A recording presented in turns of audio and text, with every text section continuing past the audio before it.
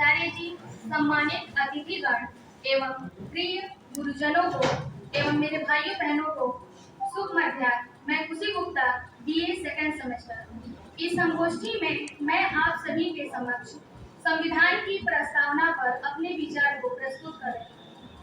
हम भारत के लोग भारत को संपूर्ण प्रभुत्व संपन्न, समाजवादी, पंथ निरपेक्ष, लोकतंत्रात्मक गणराज्य बनाने के लिए तथा इसके समस्त नागरिकों को सामाजिक, आर्थिक, राजनीतिक न्याय, विचार, अभिव्यक्ति, विश्वास, धर्म और उपासना की स्वतंत्रता, प्रतिष्ठा व अवसर की समता प्राप्त कराने के लिए तथा उन सब में व्यक्ति की गरिमा और राष्ट्र की एकता और अखंडता को सुनिश्चित करने वाले बंधुता को बढ़ाने के लिए दृढ़ संकल्प होकर अपने इस संविधान सभा में आज तारीख 26 नवंबर 1949 ईस्वी मिति मार्गशीर्ष शुक्ल सप्तमी संवत 2006 विक्रमी को एतद द्वारा इस संविधान को अंगीकृत, अधिनियमित और आत्मर्पित करते हैं।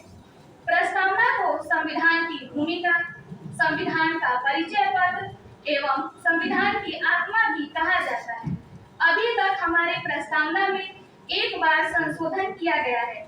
वह संशोधन 42वां संविधान संशोधन 1976 था। इस संशोधन के माध्यम से हमारी प्रस्तावना में अखंडता, पंथ निरपेक्ष तथा समाजवाद जैसे 3 प्रमुख शब्दों को जोड़ा गया। हमारी प्रस्तावना में निहित कुछ शब्दों के अर्थ इस प्रकार है। हमारी प्रस्तावना का प्रारंभिक शब्द है हम भारत के लोग, अर्थात इसका अर्थ है कि संपूर्ण शक्ति जनता में निहित है। जनता चाहे तो सरकार बना सकती है और जनता चाहे तो सरकार को गिरा भी सकती है। पंथ निरपेक्ष से तात्पर्य यह है कि भारत का कोई भी एक राज धर्म नहीं होगा, बल्कि भारत संपूर्ण धर्मों का सम्मान करेगा और उन्हें संरक्षण प्रदान करेगा। स्वतंत्रता से तात्पर्य यह है कि प्रत्येक व्यक्ति को अपने विचारों को रखने की स्वतंत्रता है। समता से तात्पर्य यह है कि कानून के समक्ष सभी लोग समान हैं, सभी को समान अवसर प्रदान किया गया है। बंधुत्व से तात्पर्य यह है कि हमारे भारत में भाईचारे की भावना है। हम भारत के भीतर हो या भारत के बाहर, हम भारतीय ही कहलाएंगे, क्योंकि हमारे भारत में एक नागरिकता है। संप्रभुता से तात्पर्य यह है कि हमारा भारत न ही किसी देश के अधीन है, न ही किसी देश का डोमिनियन है।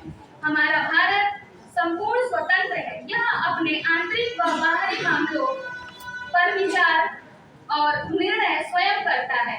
इसी तरह मैं अपनी वाणी को विराम देना चाहूंगी। धन्यवाद।